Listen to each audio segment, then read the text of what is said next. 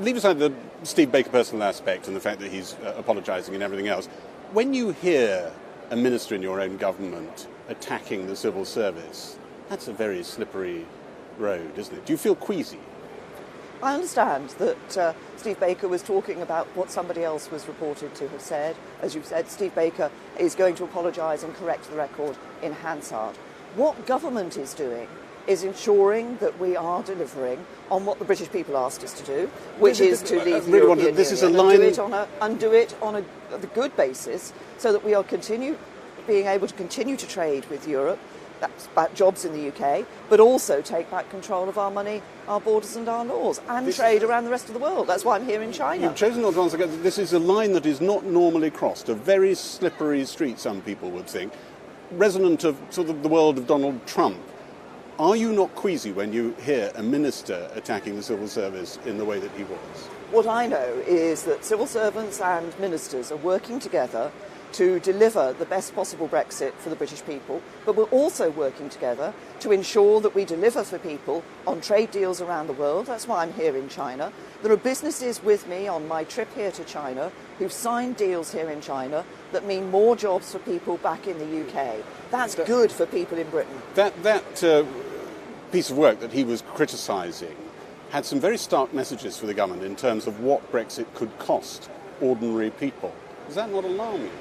Well, that piece of work is not completed, it's not had ministerial approval, and it doesn't actually look at the sort of Brexit that we're negotiating for the British people. We are 1.5 years after the referendum. Are you saying people are doing pieces of work that aren't finished, aren't actually commissioned by you, by the very senior people? This is work by senior officials, commissioned by, presumably, people at the very top of government. You can't just wipe it away like that, can you? This is work that is not completed.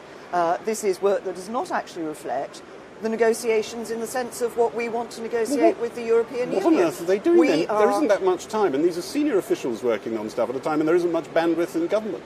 Well, there is. We have until March the 29th, 2019. That's when we're going to leave the European Union. What matters is what we're doing in the negotiations to ensure that we get the best possible deal for Britain as we leave the EU. That means taking back control of our money, of our laws, and of our borders. It also means being able to trade around the rest of the world. That's why I'm here in China. There are businesses with me who've signed deals that will mean more jobs back in the UK. But it's also why the government is getting on with the job of delivering for people on the domestic agenda as well. Delivering, for example, as we've said only yesterday, more money so that councils can be building more houses for people, more of the homes that people need. It looks like the plan that you're going to try to get through Cabinet Committee next week is to diverge very modestly from European rules, perhaps to leave it for future governments to decide how far we diverge. That's right, isn't it? What we are going to be negotiating with the European Union is a free trade agreement with them. That will be about as tariff-free, as frictionless trading as possible across the borders, so that we can ensure there are prosperity for people in the United Kingdom. It's going to be good for Britain. That's the sort of deal I'm going to be negotiating for Brexit. What I put to you were quotes from Philip Hammond and David Davis, who should know what they're talking about. They say that's where you are at the moment as a government. Don't stay aligned for now, diverge sometime in the future. That sounds like you've just cooked something up to try and get through the civil war in the Tory Party, not as they do round here, think decades in advance about where you really want the country to go. No, what we will be doing to ensure that businesses know the basis on which they're operating 1 minute after we've left the European Union is bringing the EU law into UK law. We're very clear about that. That's what piece of legislation that's going through the House of Commons. So everybody knows where they stand. There's no cliff edge. Everybody can carry on trading, can carry on with those jobs in providing those jobs in the UK.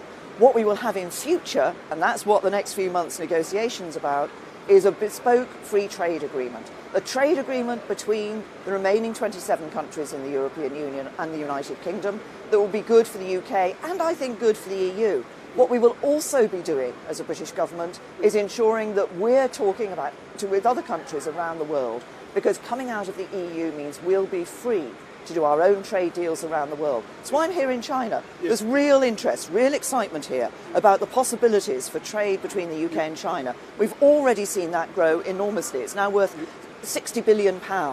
We want to see that grow further because that's good for Britain, it's good for people in Britain, it's good for jobs in Britain. Nick Timothy, your former chief aide, said the party shouldn't get rid of you because even if it does, the party will still be divided, you'll still be a minority government, and Brexit will still crowd out everything else you should be doing.